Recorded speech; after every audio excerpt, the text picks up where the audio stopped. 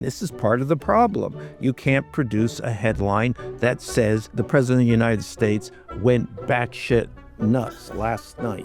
Well, you'd be writing that every day. You'd be writing Well, that you every would be day. writing that every day, but in the and in the official outlets, the New York Times doesn't have the language to say the president had a breakdown last night, when he clearly has had. Clearly something has gone on, and he has reacted in a way that is beyond reason, which seems to define a breakdown. In an individual sport, what an honor for her. There is the Vice President, J.D. Vance, and his wife, Usha. Ooh, those are not, those are a lot of boos for him. Whistling, jeering. Boo! Boo! Even though the Olympic Committee told people in the crowd not to boo J.D. Vance, people still booed him and his wife, Usha, as they stood waving their little flags. I think J.D. could become, maybe is one of the most unpopular people of our time. Interesting. There is just something skin crawling about him.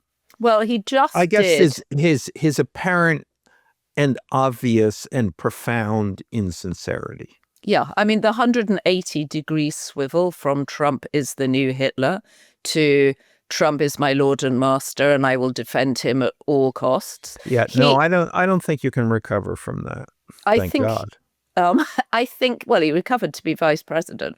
Yeah, but I think remember, the point is never to be just the vice president. That's a dismal fate in life. Right. As Gore Vidal would say, always the vice president, never the president. Which is not true. You have a fairly good chance. That's the point. But if you don't become the president, then you become nothing. Yeah, you vanish, you whisper, you float off into the air. Well, he must be feeling under pressure because he did a very long interview with Megyn Kelly, who says that she's going to get to some substantial questions. And I haven't reached the point where she's done that yet. I'm watching it in installments because it's so long. And she's just smiling at him the whole time. I think she's taken her cue from Caitlin Collins, who always looks severe because she's dealing with severe issues.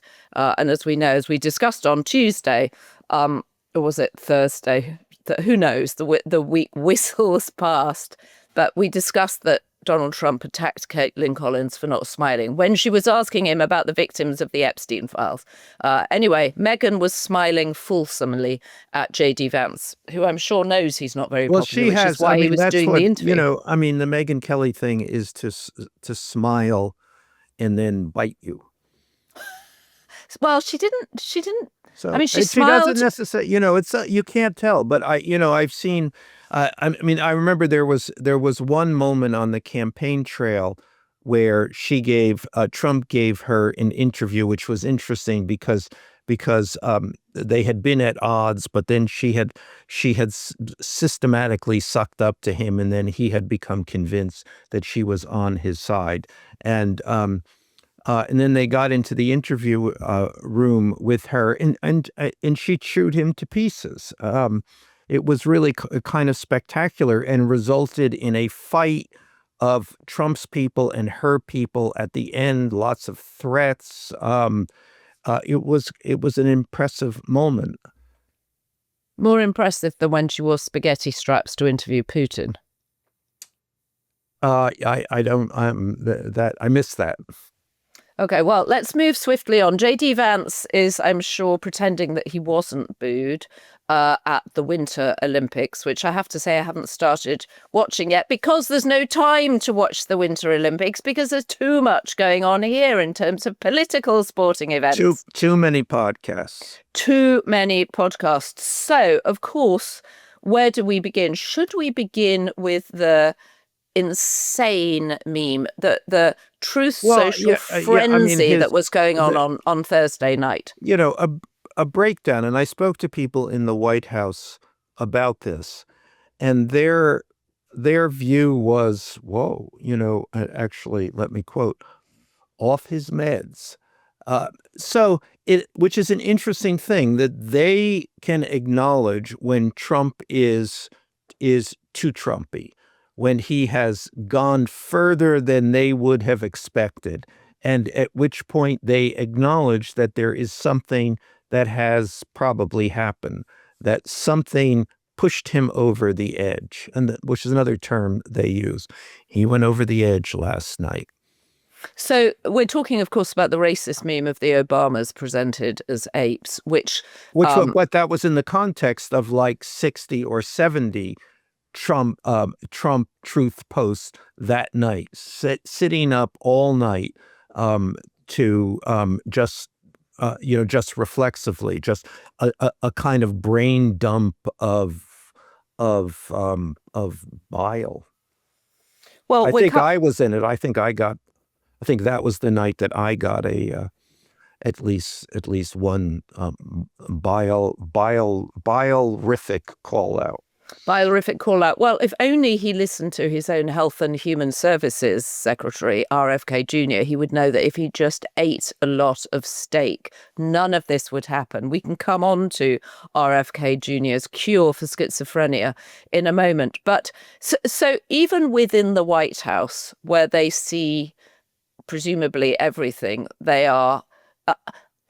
do they see this as a different stage of Trump's manic behavior? Or... Well, I don't know. And remember, and a lot of people respond to this now, these truth socials, 66 in a night or whatever it was. Whoa. Many commentators are on this, but he has often done this throughout the campaign.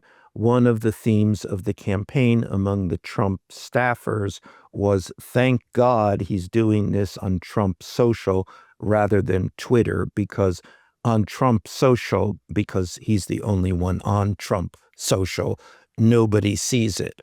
But clearly, and this was an explicit point, that if anyone did see it, they would understand that there is something truly profoundly peculiar here.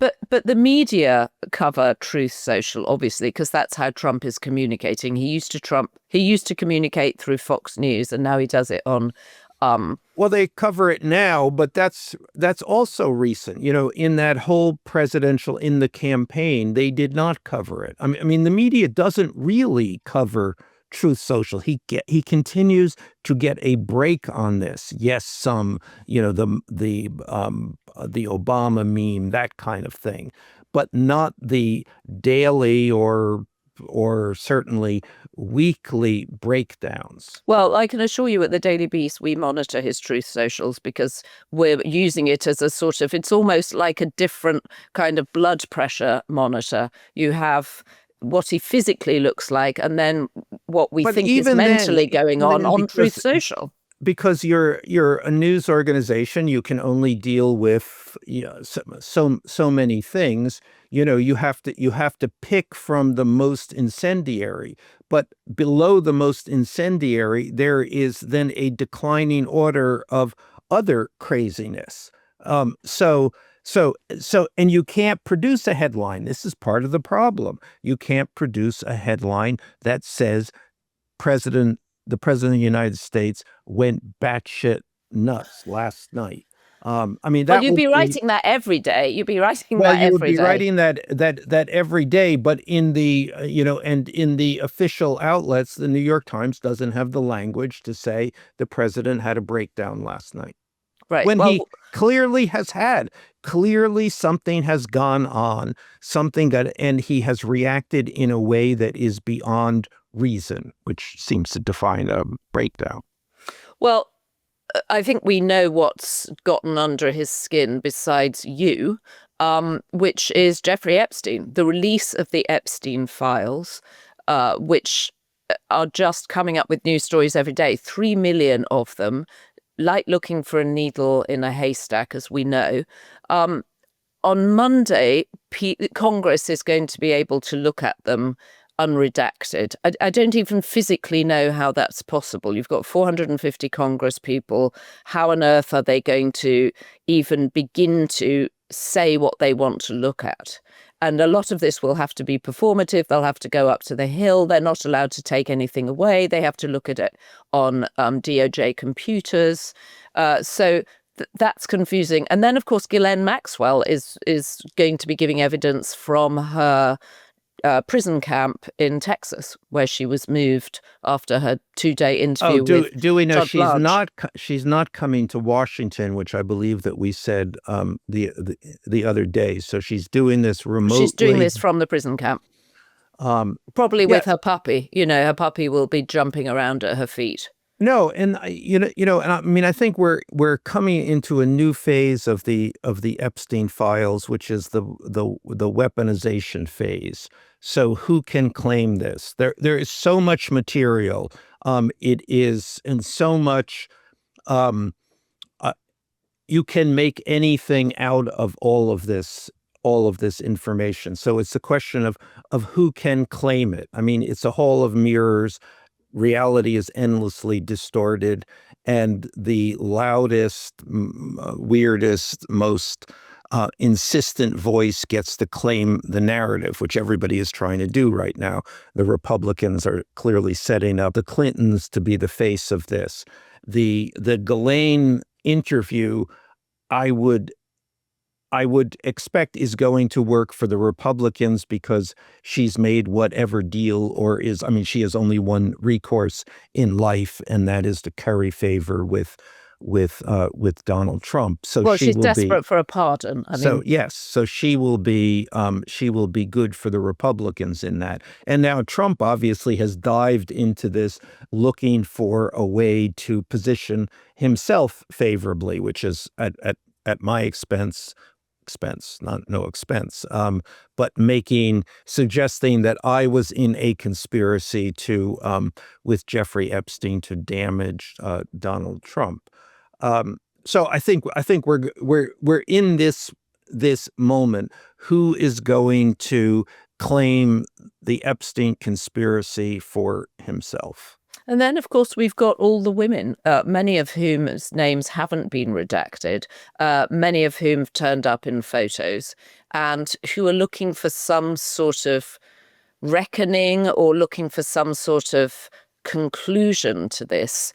And in fact, I think it's only deepened a lot of their anxiety about their association with Epstein. Well, and also because nothing has come particularly clear about this. I mean, all of this information, and what do we know? Are we more informed now than we were? We've added a new sort of new characters to the drama, but what has that gotten us any further understanding of what went on, and the meaning of all this? To me, well, no. And I think it's going to take, it may well take years for the Epstein files to be truly picked apart, and for whatever conspiracies are in there to explain, not least, how he made his money.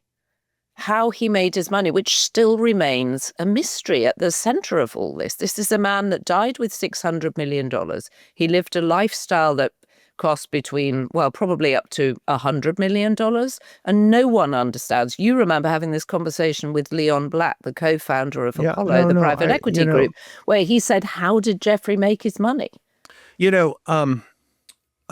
Absolutely true. But just let me add a little context to this, which is I've been in New York a long time, and around not just Epstein, but a lot of people like Epstein, a lot of people who are very wealthy. And I'm always saying, how do they make their money?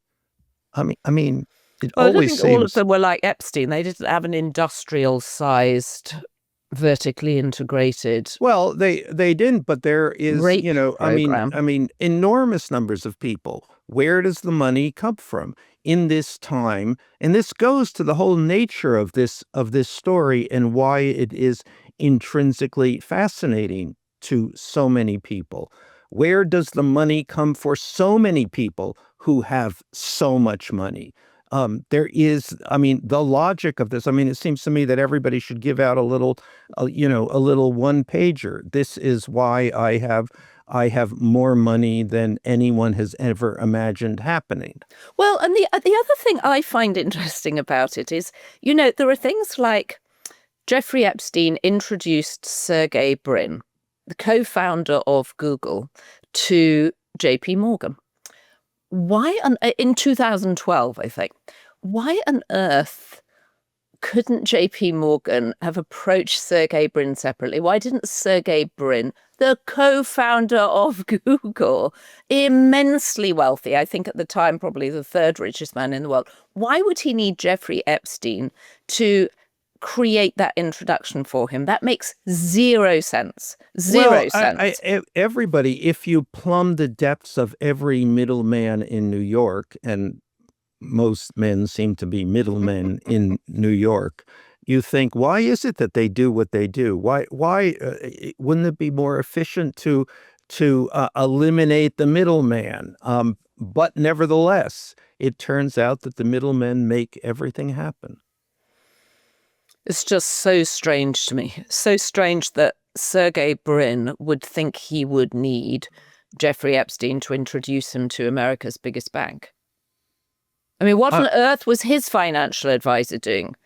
Must have just been collecting commission, I suppose. Why on earth wasn't he doing something? I don't know, but let's assume that this happens for a reason. This doesn't happen randomly.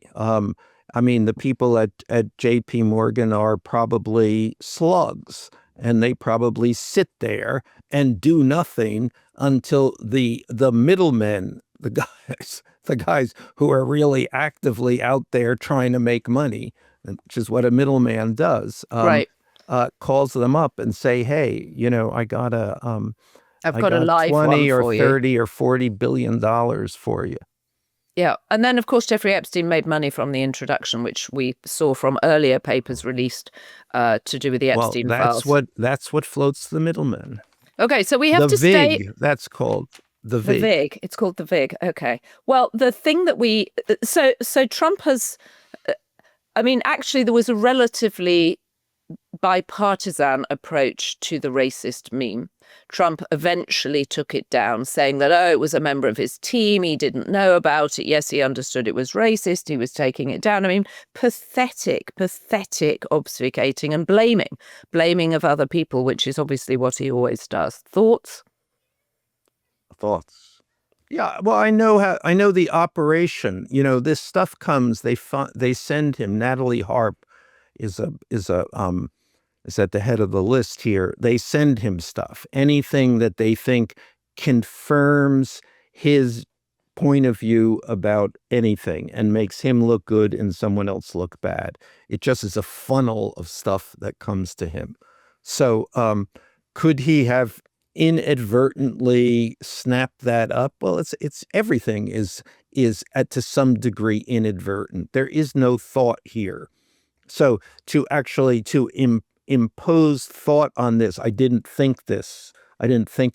I didn't focus on this. Well, he doesn't think about everything. He doesn't focus on anything. So his posting of that is no different than all of the other 60 or 70 posts from that night or the nights before. This just happens to be a something that the media could focus on, therefore create that moment of, oh my God, and perhaps Trump's reaction was, I should have thought of this, and then he'll yell at Natalie for sending this to him.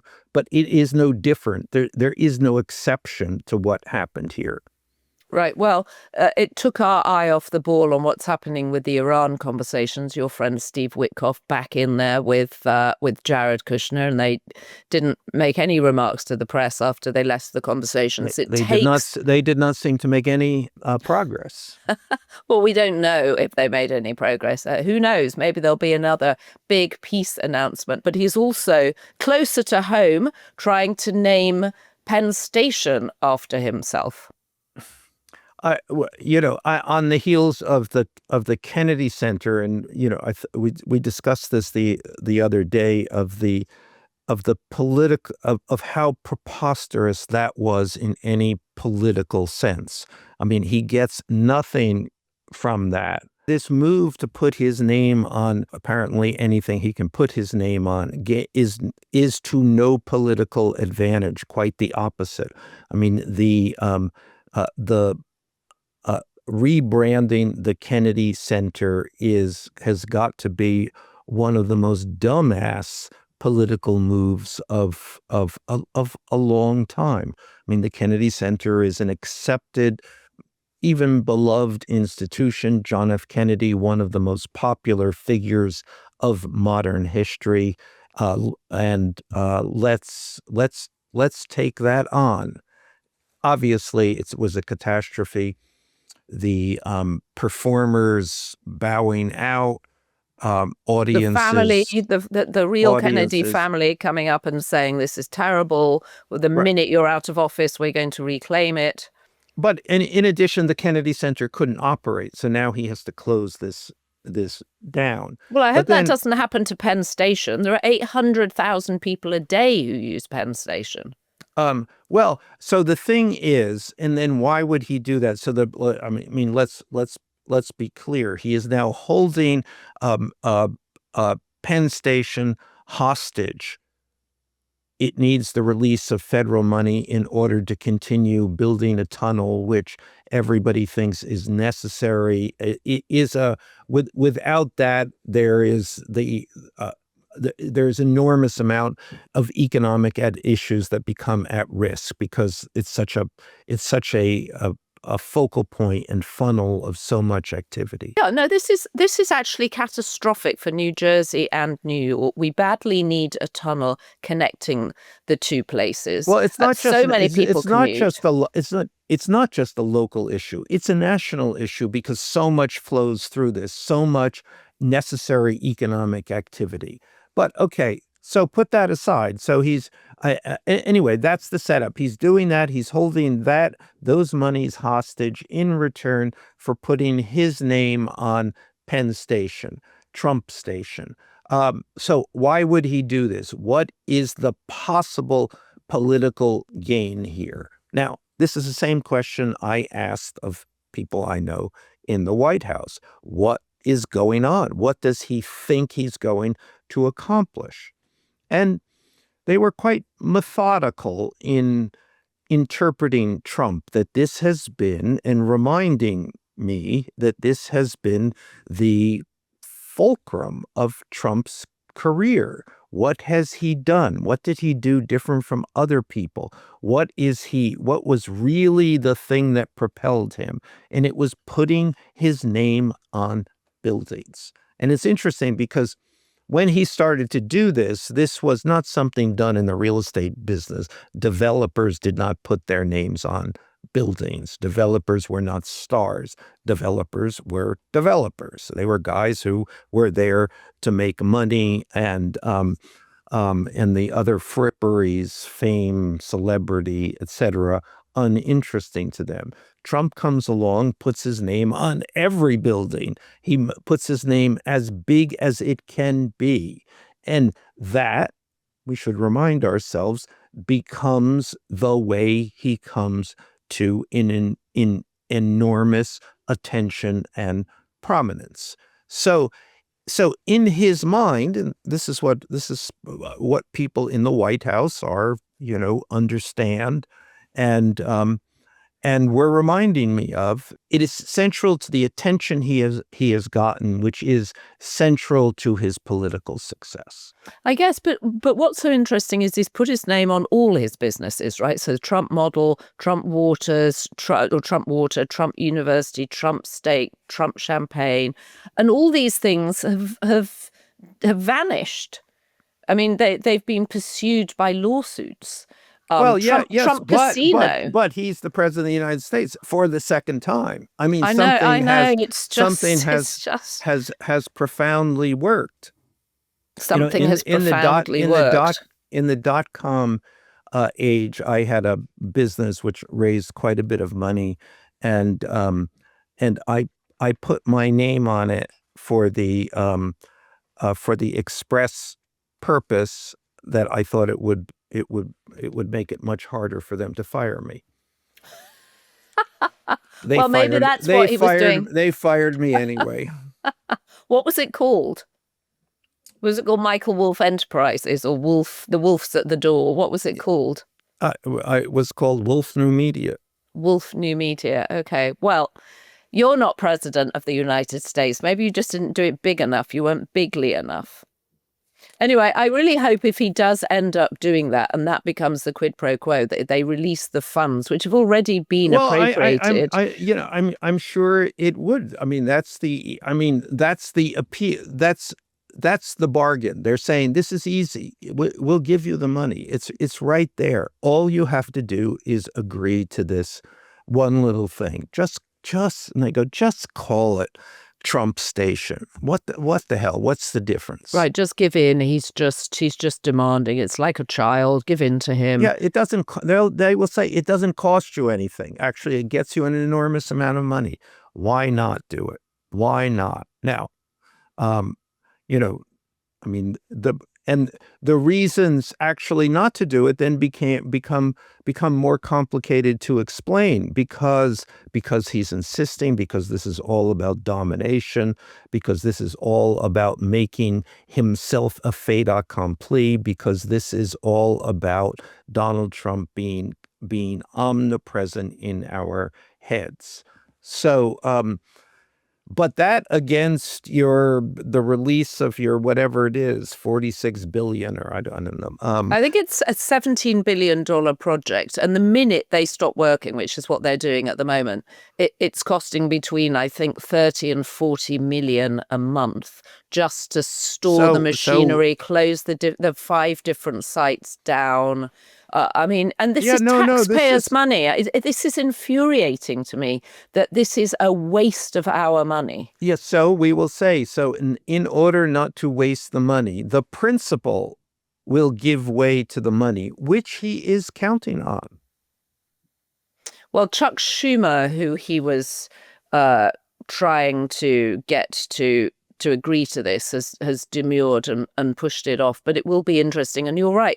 If that's what it takes to get it done, maybe that's a price that's worth paying. And then the minute he's out of office, it can be renamed Penn Station again. It's not so easy to rename these things. They become reality, which is what he is counting on. Well, I think your point about him wanting to be in everybody's head and owning another huge piece of real estate in New York is a good one. And the new Penn Station is fantastic. I mean, it's an absolutely incredible station, a world-class station, which used to be horrible. No, it doesn't. But that's not true. Penn Station is still one of the world's great shitholes. They've just created we're talking about the Moynihan. Yes, the Moynihan but then annex, just the small annex across the street. Penn Station is still the overwhelming amount of traffic. Doesn't he want the Moynihan, the Moynihan station, which is across, which is part of it? No, I think. Well, why would he want the old horrid bit of it, which is under MSG? Because I think that's coming under. The plan is to remake that. I think.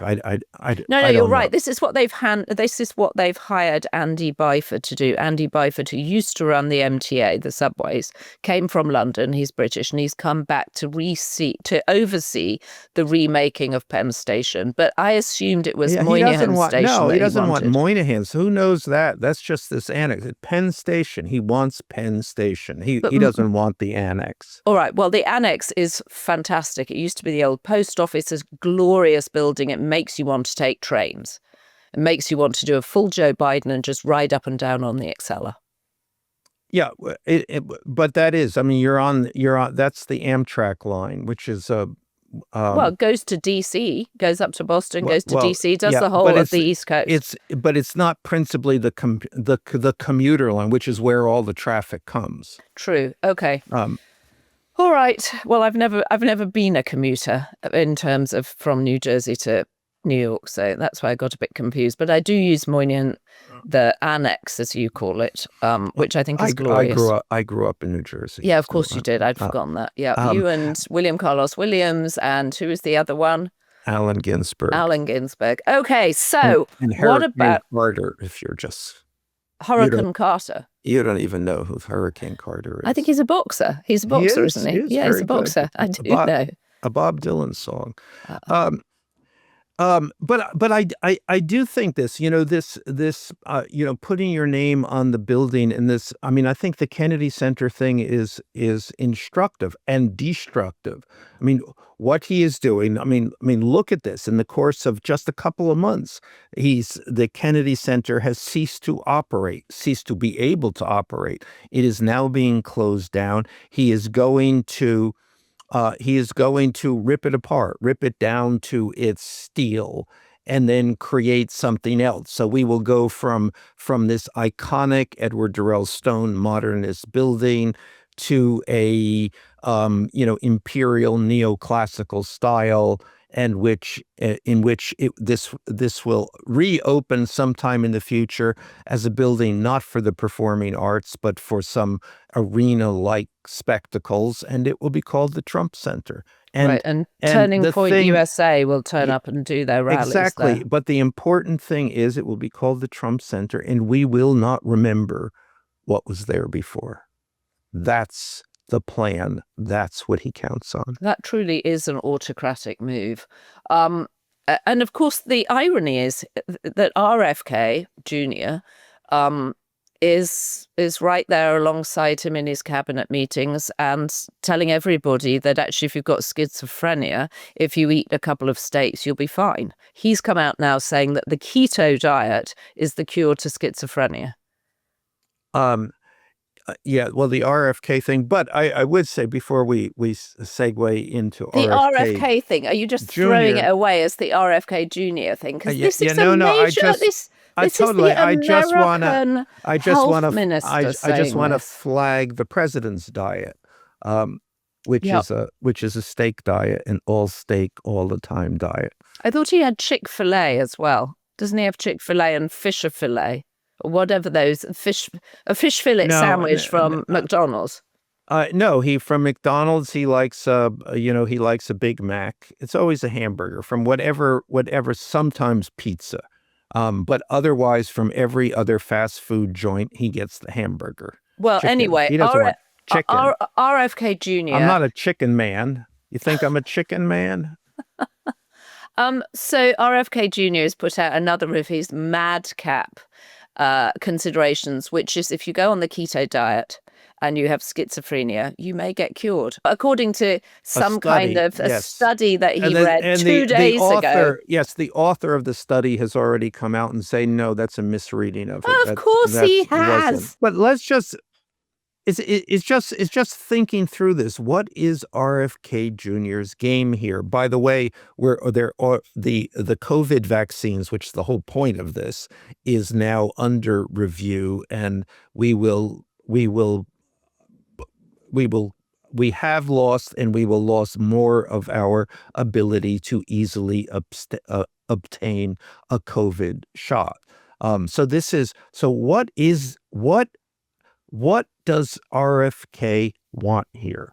Okay, well, before you go into that, I've actually got the list of vaccines here that he's saying are no longer recommended for children. COVID-19, hepatitis B, rotavirus, influenza, hepatitis A, and meningococcal ACWY. And the recommended number of HPV doses has been cut from 2 or 3, depending on the age, to 1. I would have thought the HPV virus would be something that Kennedy himself would be quite keen to clear up, given his own muddings, as he called them, and I remind people that you're going to define muddings. Well, muddings are his sexual activity. I've seen a copy of his diary, which someone in our office has a photocopy of, actually, and it's really disturbing. It's just a list of women's names and then numbers by them as to what stage he got to, and he calls it his demons, that he was haunted by his demons.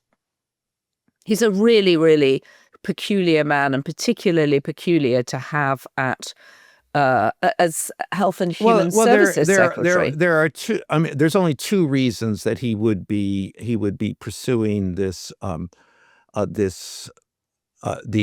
policies.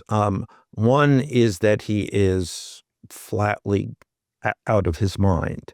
I mean, that he exists in some other reality, that he has become possessed by the righteousness of his vision of health, disregarding any scientific basis for that, which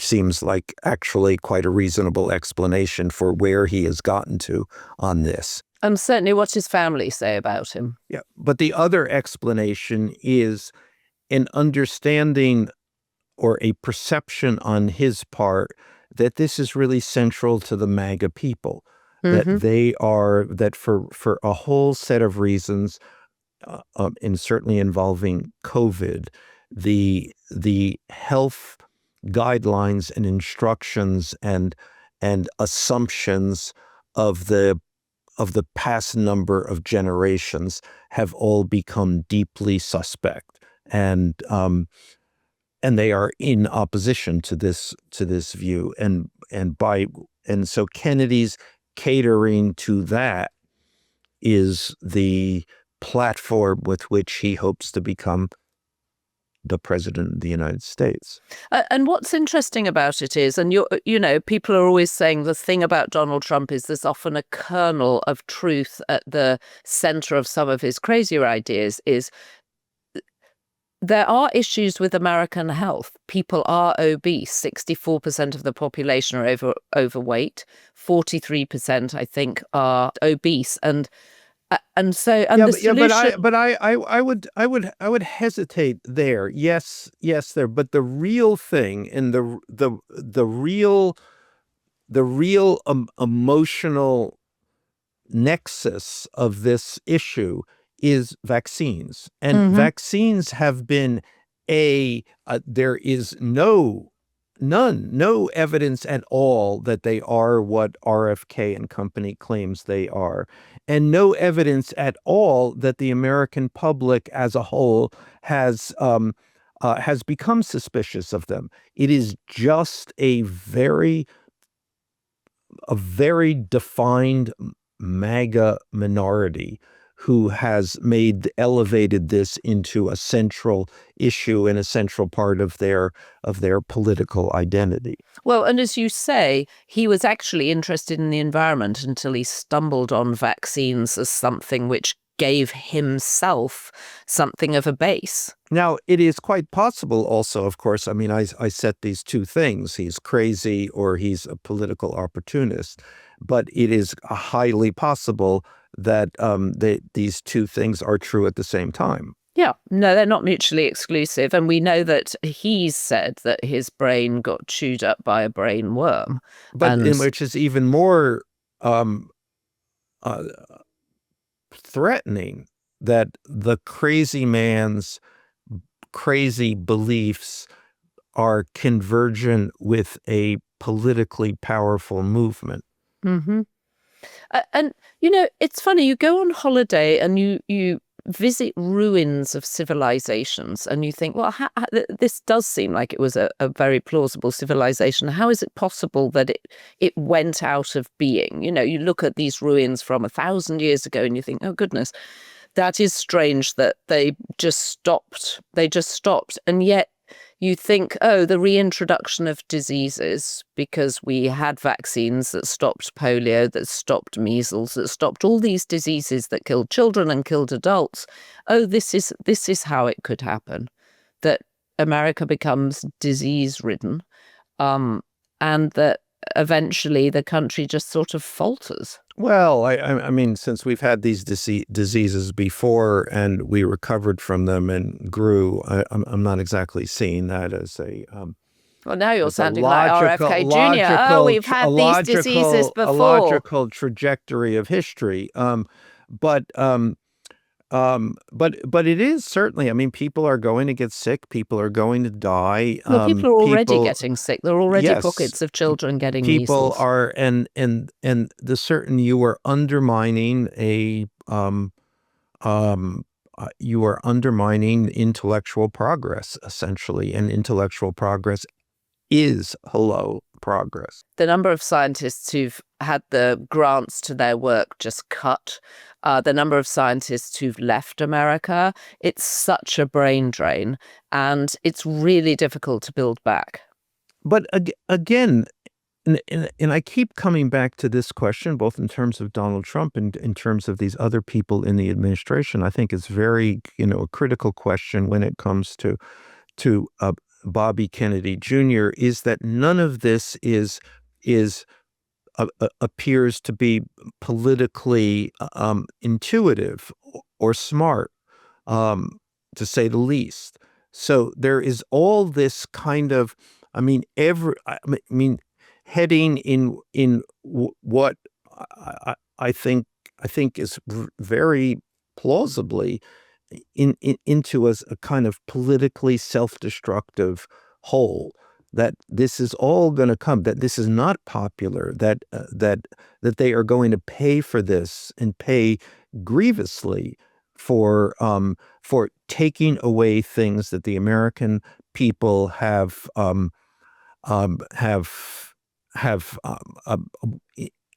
intertwined into every aspect of their lives. These are expectations, and expectations not met is the worst thing that you can do in politics. So, you end up thinking, what the devil here? And then I come back to the fact that they're all fucking crazy. They are all crazy, but we put them there as a country. That's the harder thing to reconcile. Anyway, Michael, that's quite a lot to chew on this morning. The Clintons will be appearing, and they're asking to have their appearance at the Oversight Committee on the Epstein files on camera. They're saying, bring it, let's just do this, which also doesn't seem like a very good political move. I don't know. I think it's a risky move, but it could be a political move. First thing, the Clintons are pretty good at this. Well, that's what I mean. It's not a good political move for the Oversight Committee currently in the hands of the Republicans, James Comer. They may deny this. They don't have, they're under no obligation. It looks fishy, of course, if they do this, but these guys don't care about what looks fishy. And I think that they would be, I don't know. It will be a risk for both sides, but interesting to see. We'll all be tuned in. We will all be tuned in, and I will be tuned in to hear whatever Ghislaine Maxwell says. I'll be looking forward to reading the transcript for our viewers and our listeners next week. It's an easy reach for me because she's got an English accent. It's interesting how she's going to do this, because now she's on record and under oath in a rather detailed way. Todd Blanche, the number 2 in the Justice Department, Trump's former lawyer, went down. When was that now? July? Was it July? At any rate, within the recent past that we can no longer remember, to interview Ghislaine Maxwell, and got her on the record 2 days of depositions. So she's in a very dicey perjury trap. Well, I'm sure she's spending all weekend trying to memorize what she said to Todd Blanche whenever they had their conversation in the Tallahassee court. Because, as you say, she doesn't want to contradict herself. But we know that she said the president was a marvelous man, and that she would like to extend her congratulations to him being elected again. Again, we do hope that the whoever is questioning her will ask about Melania's note to her and her note back to Melania. And it would be, I will say, helpful to me and my lawsuit against the First Lady. Any news on what's happening? For any details on their relationship. Any news on where you are with your case? How are you getting on trying to serve the First Lady? We're still in the same. We go into, we answer their motion to dismiss the case in federal court. We answer it this week, I believe, on Monday. Well, good luck with that. Michael, I think it's time for a limerick to read us out. Interestingly, we've had a lot of limericks this week, and they've all started with the same line, or almost the same line, which is, there once was a centre called Kennedy. And Kennedy, it turns out, is quite hard to find a rhyme to go with it. But I applaud. I've got 3 in a row here that all begin with that, all from different people, I think. This is from Rena Helms. There once was a centre called Kennedy, which featured the cream of humanity.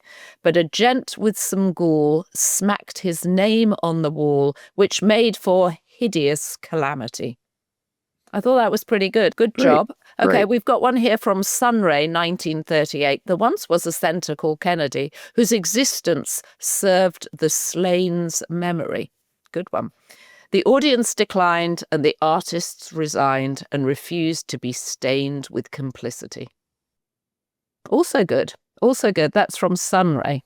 You know, I don't write limericks, but perhaps I could. But I have written a column, a Substack column about this, which I recommend to you because it's super depressing.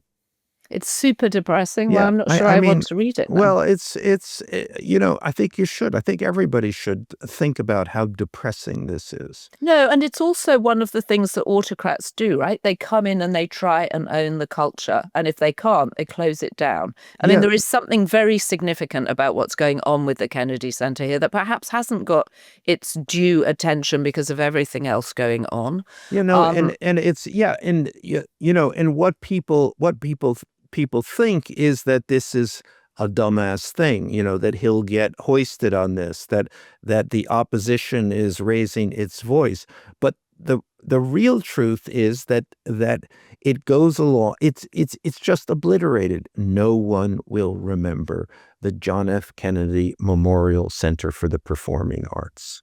Thank you for joining us. We're leaving you on a rather somber note, but there are lots of things you can do. Get involved in your local community and take a stand. And join the Daily Beast community, where you will find like-minded people howling into the darkness like Michael and me. Anyway, please subscribe to the Daily Beast. We're independent media. We love your support. So the good news is we have so many Beast tier members now. There are too many names to read out, and we really appreciate your support. Thanks to our production team, Devon Rogerino, Ryan Murray, Rachel Passer, Heather Passaro, Neil Rosenhouse.